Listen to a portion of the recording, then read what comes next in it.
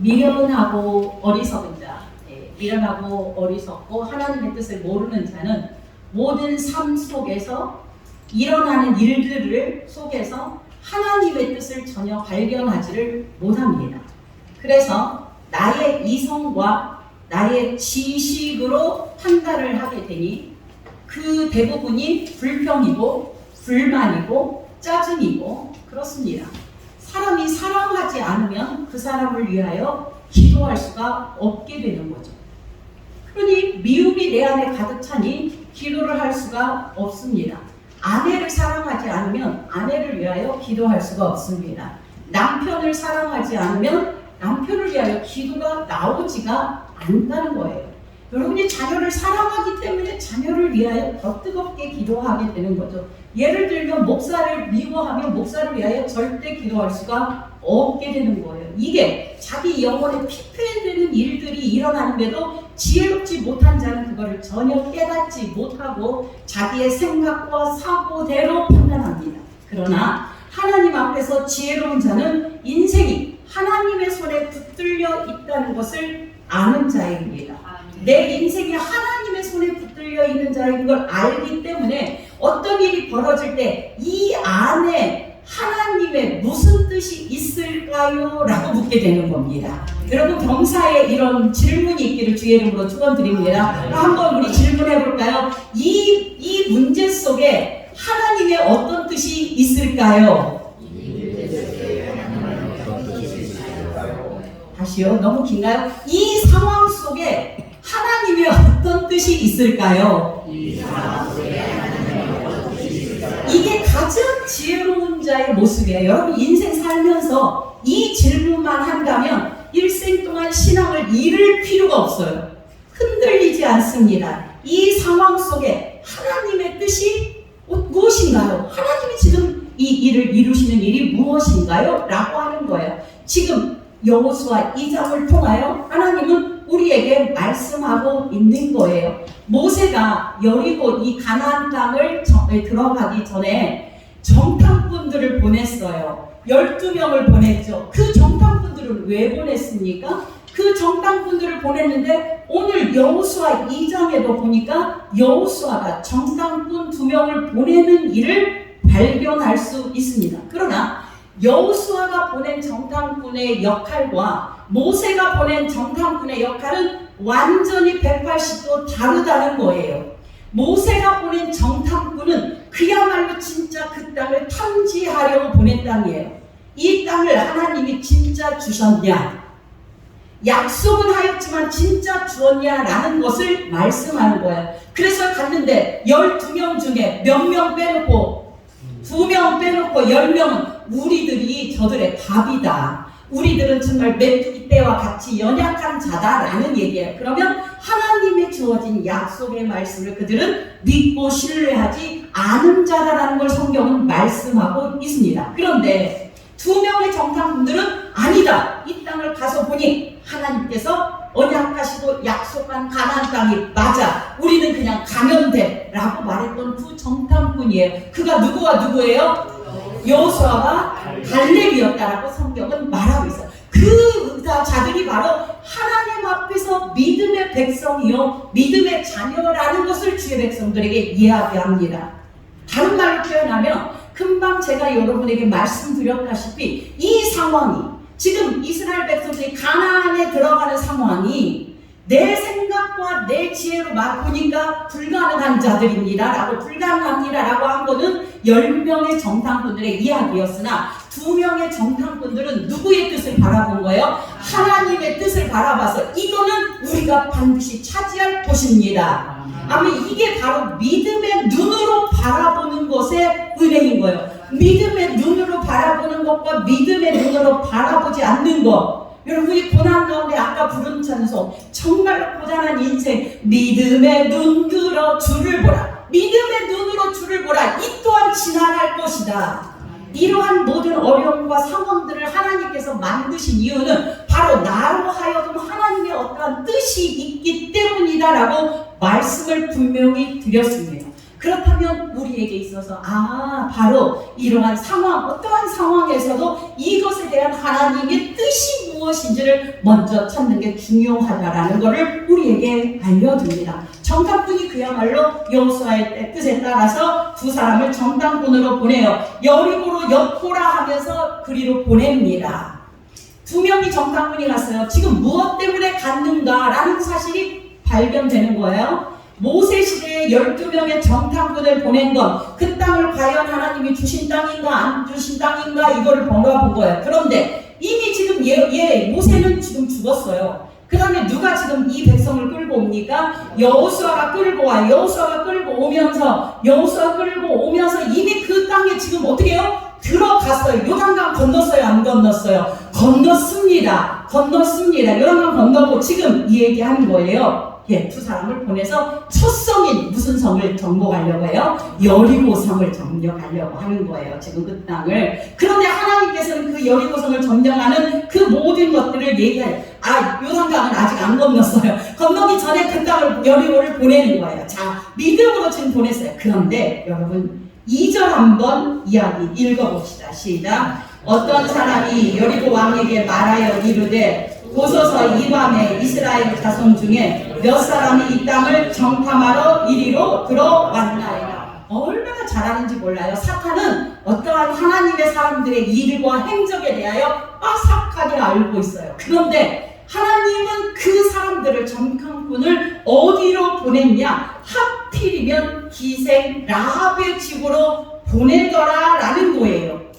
자, 1절입니다. 내가 그 두 사람의 정탐꾼으로 보내며 이르되 가서 그 땅과 여리고를 엿보라 하매 그들이 가서 라합이라 하는 기생의 집에 들어가 거기서 유숙하더라. 이렇게 기록하고 있습니다. 성경에는 기생이라라고 이야기하고 있고 물론 히브리 원어에도 창녀라고 기록이 되어 있습니다. 그런데 요세푸스 문헌에나 하르툰의 문헌에 보면 여인숙의 주인이었다. 어떤 주막의 주인이었다라고 이야기를 하고 있습니다. 그렇다면 이 여기에서 말씀하는 것은 정탐꾼을 보냈는데 그 정탐꾼이 누구의 집으로 갔다? 라합의 집으로 쏙 들어갔다라는 것을 얘기하고 있어요.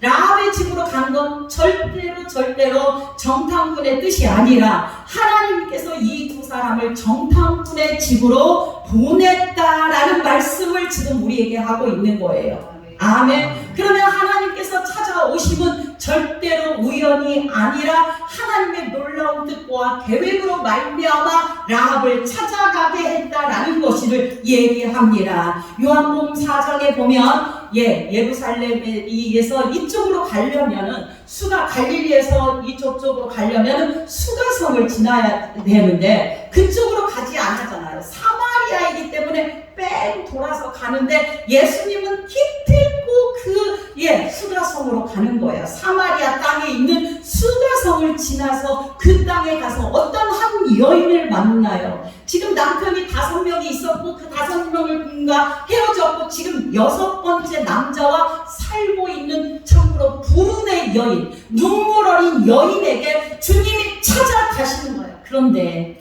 거기 원어에 보면 행로에 권하여라는 말씀이 있다라고 말씀드렸어요. 이 예수님이 찾아가는데 정말 행로에 권하지만 그때를 맞추어 찾아가려고 원어에 보면 케코피아 코스예요. 코피 터질 만큼 힘들게 간다라고 저는 이 원어를 외웠어요. 그래서 케코피아 코스라고 해요. 이게 원문이에요. 이 여인 하나를 만나기 위하여 행로에 권하여 갔는데 그때가 낮 12시다. 왜냐하면 이 당시에는 일반 사람들은 그곳에 12시에 뜨거워서 물을 길러 오는 때가 아니었고 오직 정말 부끄러움을 안고 사는 자들이 낮에 물을 길러 오는 그러한 자들이 오는 때였기 때문에 예수님은 꼭 그 시간에 그 여인과 내가 만나기 위하여 수가성을 찾아갔다는 것을 우리는 말씀을 통하여 알 수 있습니다. 이렇게 예수님께서 그 수가성 여인을 찾고 바로 제자들을 만나요. 그러니까 수가성 여인과의 만남은 우연한 만남이 절대 아니라는 것을 성경은 이야기합니다. 그러면 이 정탐꾼들을 꼭 하필 기생 라합의 집에 보낸 것도 이 정탐꾼의 생각이 아니고 누구의 뜻이다? 하나님의 뜻이다. 그렇다면 이거를 오늘 우리들의 말씀으로 은혜를 받는다면 하나님께서 우리를 찾아오는 것이 절대로 우연히 우리가 예수 믿는 것이 우연이 아니다. 하나님의 은혜와 뜻과 계획 안에서 이루어진다라는 거예요. 왜냐하면 왜 정탐꾼들이 하필 라합의 집으로 가게 하나님께서 인도하셨을까? 여러분 한번 물어보십시다. 여리고에서 구원받은 자가 누구였습니까? 여리고성에서 구원받은 자가 누구뿐이었어요? 라합과 그의 가족뿐이었어요. 라합과 그의 가족뿐이. 그러면은 하나님의 뜻 안에서 구원받을 자는 라합과 그의 라합뿐이라는 걸 알 수 있죠. 그러면 하나님께서 물론 이제 뒤에서 말씀하겠지만 여리고를 내가 너에게 준다, 이스라엘 백성들에게 준다라는 하나님의 말씀을 믿은 자는 누구밖에 없다는 말씀이에요? 라합밖에 없다라는 거예요. 여리고성의 모든 사람들이 하나님의 말씀을 들었지만 하나님의 말씀을 믿고 그대로 순종한 자는, 그 말씀을 믿음으로 가진 자는 라합밖에 없기 때문에 하나님께서는 기생 라합의 집에 정탐꾼을 들여 보내더라.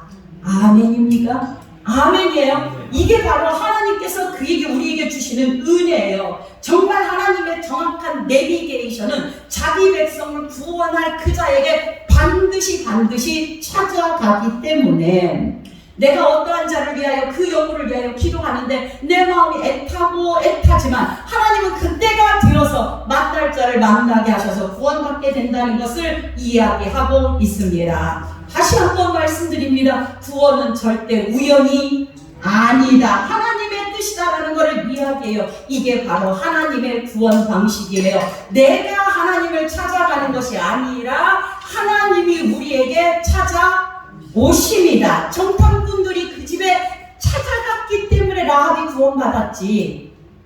구원의 소식을 들었다 하더라도 정탐꾼이 찾아오지 않았으면 구원받지 못했다는 거예요. 어느 믿음의 가정, 믿지 않는 가정에 한 사람의 하나님께서 어떤 정탐꾼과 같은 자를 그 가정에 보내서 그 사람으로 인하여 온 가족이 구원받는 일을 만드시는 일들을 우리는 종종 간혹 볼 수 있습니다. 이것처럼 하나님의 구원은 우리에게 찾아오심으로 이루어지는 것이다 라는 거예요.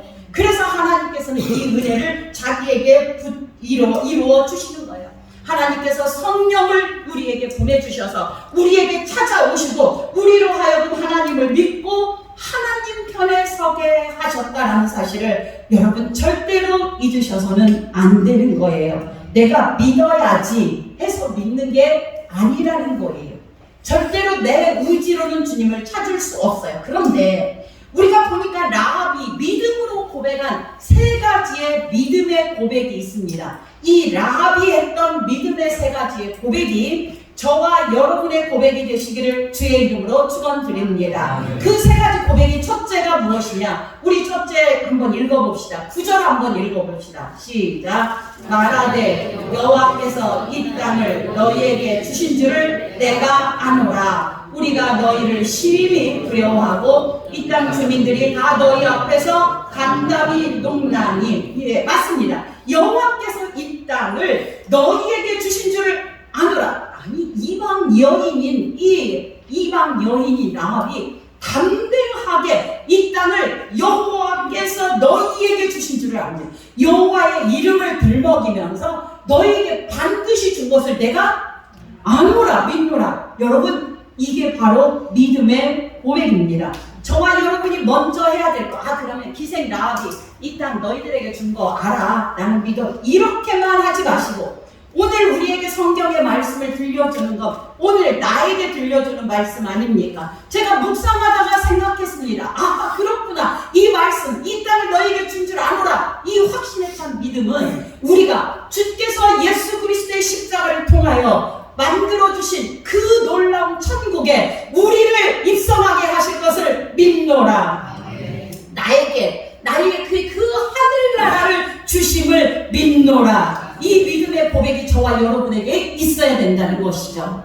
첫 번째 라합이 고백했던 것, 여호와께서 이 땅을 너에게 준 것을 믿어라. 가나안 땅은 영적인 하늘나라를 보여주는 예표잖아요. 그러니까 우리가 바라보는 저 하늘나라를 나를 위하여, 우리를 위하여 예비한 줄을 믿노라. 우리 한번 고백해 볼까요? 하늘나라를 우리를 위하여 예비한 줄을 믿노라. 이게 바로 믿음에 있는, 믿음의 확신에 찬 자들의 모습이에요. 세상 사람들은 죽었다 깨도 이 믿음의 고백을 할 수가 없어요. 첫 번째, 이렇게 하늘나라를 주심을 믿습니다 고백하는 주의 성도들의 다음에 이 라합이 두 번째 고백하는 건 10절입니다. 같이 읽도록 하겠습니다. 시작. 이는 너희가 애굽에서 나올 때에 여호와께서 너희 앞에서 홍해물을 마르게 하신 일과 너희가 요단 저쪽에서 아모리 사람의 두 왕 시온과 옥에게 행한 일, 곧 그들을 전멸시킨 일을 우리가 들었다. 들었다. 여기다 전멸시킨 일 한번 기억해 보십시다. 전멸시킨 일. 자, 하나님께서는 누구의 편이 되어주셨냐? 이스라엘 편이 되어주셨어요. 그래서 홍해도 건너게 하셨어요. 애굽의 군사들을 순항시키면서까지 자기 백성들의 편이 되게 하기 위하여 일을 하셨습니다. 그리고 그 뒤에도 계속 아모리 사람의 두 왕 시온과 옥에게서도 그들을 멸하시고 하나님께서는 이스라엘 편이 되어주셨다라는 걸 우리는 성경을 통하여 알게 됩니다. 하나님께서 자기 백성 편이 되어서 원수를 진멸하신다면 우리의 고백은 무엇이 되겠습니까? 하나님께서 누구 편이 되어주셔서 우리의 편이 되어주셔서 예수 그리스도를 통하여 무엇을 완전히 전멸시켰어요? 사망, 권세, 원수를 진멸하여 주셨음을 믿습니다. 홍해를 건너게 하셨잖아요. 누구를 통하여 홍해를 건너게 하셨다고 얘기하는 거예요, 지금? 홍해는 뭐예요? 죽음과 죄와 저주와 사망을 나타내는 것이잖아요. 그 죽음 속에서 우리는 예수 그리스도의 몸을 십자가에 달려 죽게 함으로 우리의 모든 원수들, 사망의 원수를 완전히 진멸하였음을 믿습니다. 이게 바로 하나님 안에 있는 자들의 담대한 믿음의 고백입니다. 우리 두 번째 한번 고백할까요? 예수 그리스도가 우리에게 있는 모든 원수를 물리쳐 주심을 믿습니다. 그런데 그 중에서 가장 무서운 원수가 사망이라는 원수잖아요. 우리에게 있어서 죽음은 피할 수 있는 게 아니거든요. 그 죽음의 문제를 해결하신 분이 예수 그리스도. 주님께서 우리 편이 되어주셨기 때문에 우리로 하여금 우리는 주님의 은혜로 살아갑니다. 우리에게 찾아오셨습니다. 정말로 우리를 천국을 준 줄 우리가 믿습니다. 우리 이렇게 믿는 우리에게 정말 예수 그리스도를 통하여 이런 일을 이루어졌음을 믿는 고백이 지금 라합이 하는 고백이지만 결국 우리가 해야 하는 고백이며 그 고백을 하는 자가 구원을 받음을 알려주는 것이 오늘 여호수아 2장의 말씀이라는 것입니다. 아멘. 세 번째 이제 라합의 말씀은 믿음의 고백은 바로 11절에 있습니다. 같이 읽습니다. 시작. 우리가 듣자 곧 마음이 녹았고 너희로 말미암아 사람이 정신을 잃었나니 너희의 하나님 여호와는 위로는 하늘에서도 아래로는 땅에서도 하나님이시라. 여러분 이거 그 네 구절로 한자 수고로 뭐라고 해요? 상, 천, 하, 지혜 하나님, 한 분뿐인 하나님. 그러니까 라합이 하나님 앞에 지금 이 정탐꾼들에게 고백하는 것은 상천하지 하나님, 정말 하늘에서도 땅에서도 오직 유일하신 그 하나님, 그분이 바로 하나님이다라는 고백을 하고 있습니다. 아멘. 그렇다면 기생 라합이 하는 이 믿음의 고백을 우리가 고백을 한다면 뭐라고 고백하겠어요? 나의 하나님은 오직 주님뿐이십니다. 여러분 이게 지금 짧은 내용이지만 라합의 고백은 모든 성도들이 해야 될 믿음의 고백이고 저와 여러분이 매일매일 고백해야 할 고백이에요. 내가 경배할 분은 오직 주님뿐이십니다. 이게 바로 라합이 고백했던 세 가지의 고백이라는 사실이에요. 자, 첫 번째는 뭐예요? 이 땅을 너희에게 줬다라는 이 얘기를 들으면서 우리에게 무엇을 예비하는 분? 하늘나라를 예비하고 우리를 그곳에 들어가게 하실 분이 주님이십니다. 아멘. 우리의 원수를 모두 예수님의 십자가로 물리쳐 주실 분이 주님이십니다. 내가 경배할 분이 오직 주님뿐이십니다. 여러분, 이 세 가지의 라합의 고백처럼 여러분의 고백이 주님 앞에서 은혜로 고백되어지기를 주의 이름으로 축원드립니다. 라합의 이러한 믿음의 고백은 라합이 그냥 고백하는 것 같지만 실제로는 하나님께서 그에게 은혜를 주어서 예수 그리스도를 통하여 이루실 사역을 보여주시는 거예요.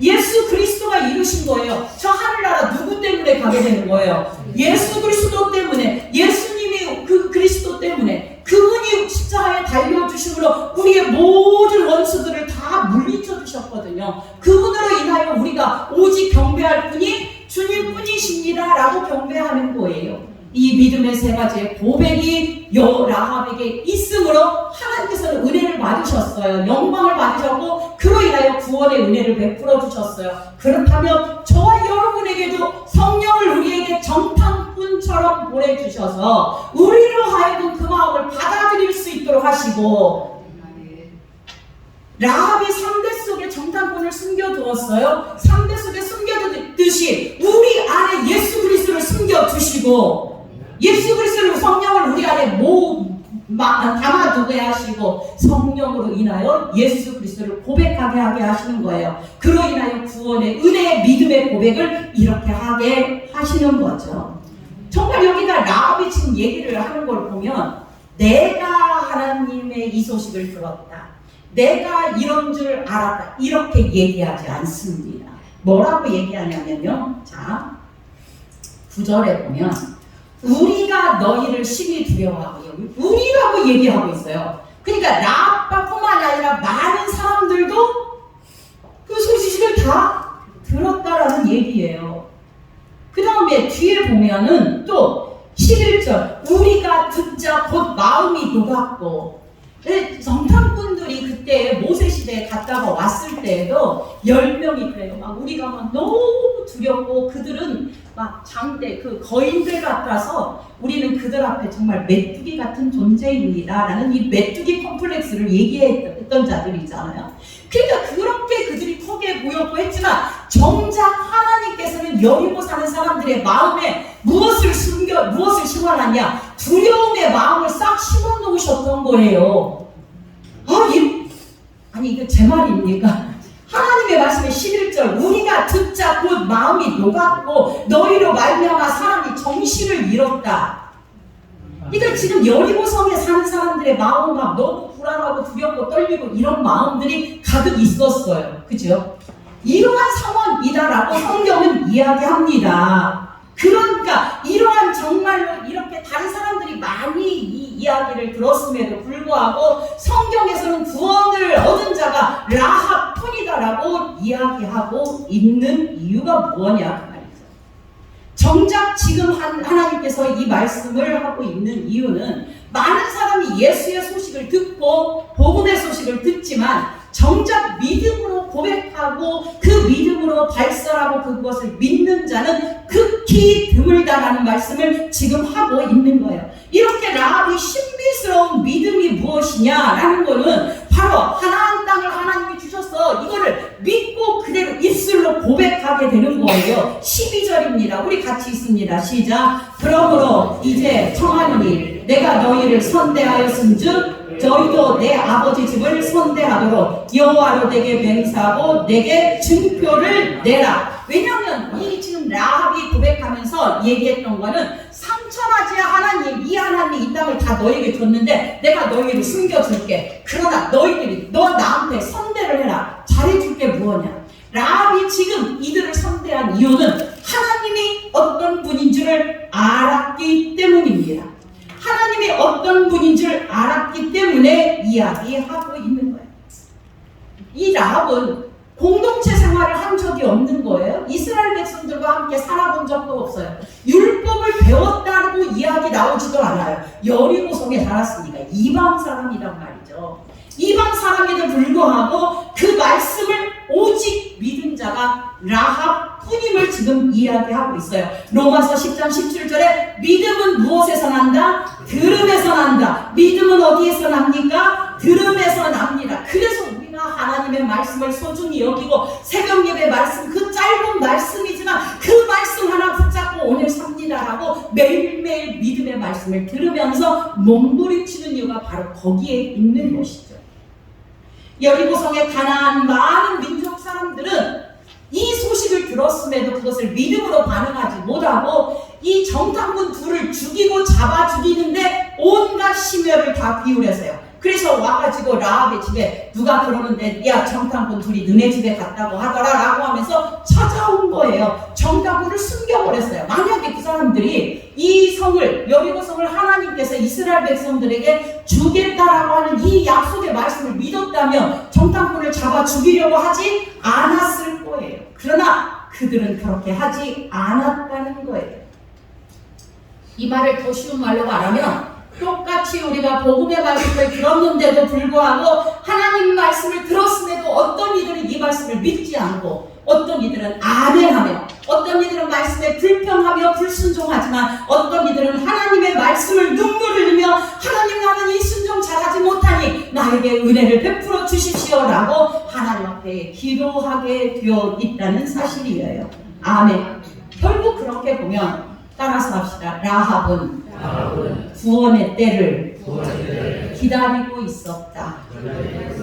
라합은 이 땅은 언젠가 하나님께서 그 백성들에게 주려고 하는 구원의 때를 기다리고 있었다는 거예요. 여러분 이런 걸 바라보면 선택은 누가 하냐? 선택은 누가 해요? 내가 하는 거예요. 무엇으로 하냐? 믿음으로 하시기를 주의 이름으로 축원드립니다. 어느 때나 선택은 내가 하는 거예요. 내가 믿음 안에 서 있느냐? 내가 믿음으로 할 것이냐? 아니면 내 생각과 내 마음대로 하는 것이냐? 강대상에서는 것도 내 마음대로 할 것이냐? 아니면 믿음의 말씀에 순종해서 하는 것이냐? 예수 많이 외치지만 정말 정작 하나님께서 원하는 그 참된 예수를 전하는 것이 있는가라고 여러분의 두 귀와 두 눈을 똑바로 뜨면서 이야기하여야 되는 거죠. 정말 라합은 전 존재를 걸어서 위험 속에서 거짓말을 했어요. 여러분 이거를 성경은 절대로 도덕적으로 판단하고 읽어서는 안 된다는 것이죠. 라합은 그렇잖아요. 자기 민족 여리고성을 배반한 역할을 하는 거예요. 그럼에도 불구하고 자기가 잡히면 이제 죽어요. 잡히면 죽어버리는 상황이. 그럼에도 그렇지 않았다는 거예요. 많은 사람들은 그 일에 동의하지 않았어요. 그러니까 하나님께서 여리고성을 저 이스라엘 백성들에게 준다 하였어도 전혀 거기에 동요하지 않냐고 오히려 그냥 어떻게 해요? 정탐꾼들 죽이려고 눈을 켜고 불을 켜고 잡으려고 했던 거예요.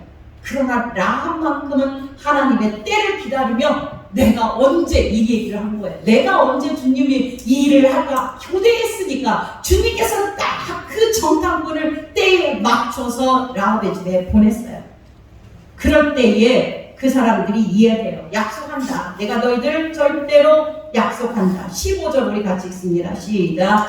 라합이 그들을 창문에서 줄로 달아내리니 그의 집이 성벽 위에 있으므로 그가 성벽 위에 거주하였습니다. 자, 이제 정탐꾼은 나갔어요. 그런데 18절입니다. 시작. 우리가 이 땅에 돌아올 때에 우리를 달아내린 창문에 이 붉은 줄을 메고 내 부모와 형제와 내 아버지의 가족을 다 내 집에 놓으라. 전 존재를 믿음으로 지금 결단한 그에게 붉은 줄이라는 이 허락을 하나 한 거예요. 다른 거 말고 이 붉은 줄만 내려라.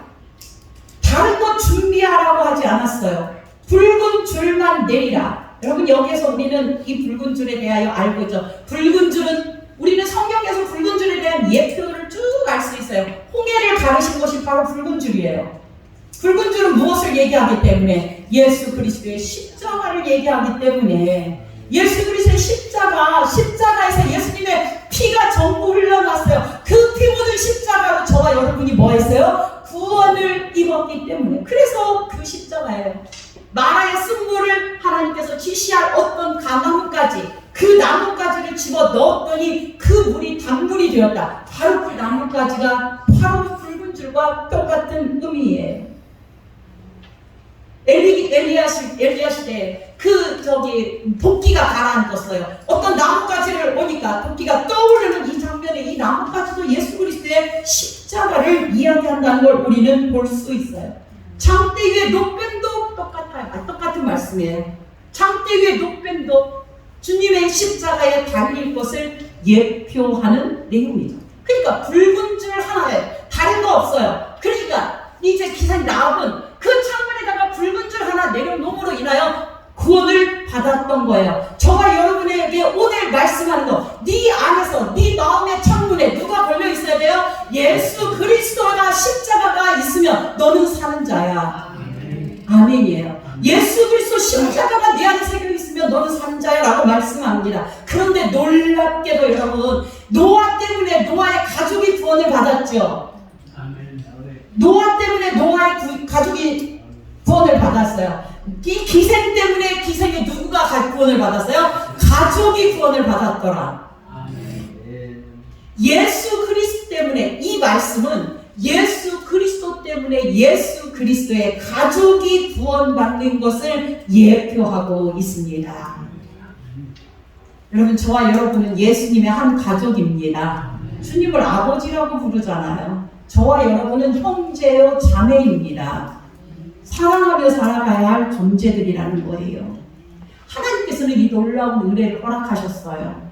말씀의 깊이가 더 갈수록 하나님을 더 뜨겁게 사랑하는 저와 여러분 되기를 원합니다. 왜냐하면 여러분의 마음에 지금 무엇이 새겨있기 때문에, 예수 그리스도 십자가가 세워졌기 때문에 자기의 온 생애를 다 바쳐서 정말 위험한 결단을 하고 그 결단을 한 결과 하나님께서는 그에게 축복을 해주셨는데, 여러분 히브리서 11장은 명예의 전당 같은 그런 것이죠. 믿음의 사람이 어떻게 했고 믿음의 사람은 어떻게 했는데 거기에 여호수아의 이름도 안 나오는데 기생 라합의 이름이 등장하고 있다는 사실이에요. 안 놀라시네요. 여호수아가 대단한 사람 아니에요? 정말 대단한 사람이에요. 이 모세의 뒤를 이어서 이렇게 하나님의 선조를 끌고 왔는데 얘 11장에 없어요. 여호수아의 이름. 오늘 가서 한번 찾아보세요.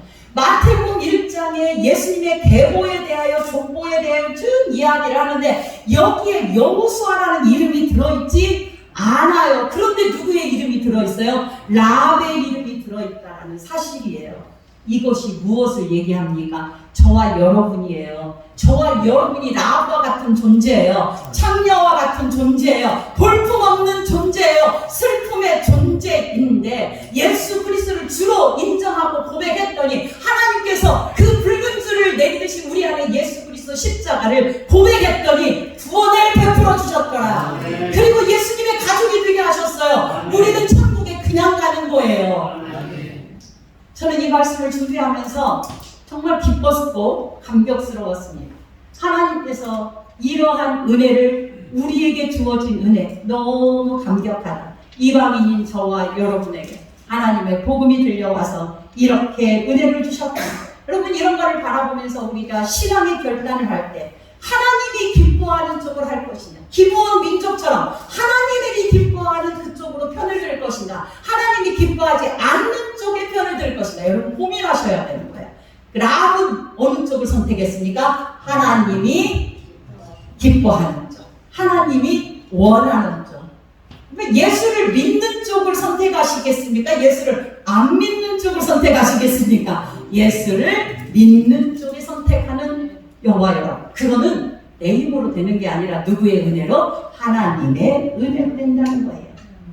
불순종하고 하나님의 말씀을 불순종하고 거절하고 멀리하면 하나님도 그 인생을 거절하고 멀리하십니다. 그러나 하나님을 그 가까이하고 그 말씀에 순종할 때 하나님은 그를 보호하시고, 아멘하세요, 인도하시고 함께하시고 복 주셔서 하나님의 나라에 귀하게 들어가게 하십니다. 원하옵는데 저와 여러분을 통하여 여러분의 가정이 구원받고 이 나라가 구원받고 하나님의 놀라운 일이 일어나기를 주의 이름으로 축원합니다. 축원드립니다. 라합이 그저 볼품없는 이름도 정말로 라합 그 라합을 통하여 큰 일을 이룰 것 같지 않았던 볼품없는 한 사람이 예수 그리스도의 계보를 잇는 사람이 되었고, 정말 히브리서 11장에 이름이 기록된 것 하나님의 찾아오심으로 그렇게 되었다. 사순절의 기간을 맞아 보내면서 여러분, 우리가 해야 할 것이 바로 그 일입니다. 예수 그리스도의 십자가가 여러분 앞에는 모두 다 세워져 있습니다.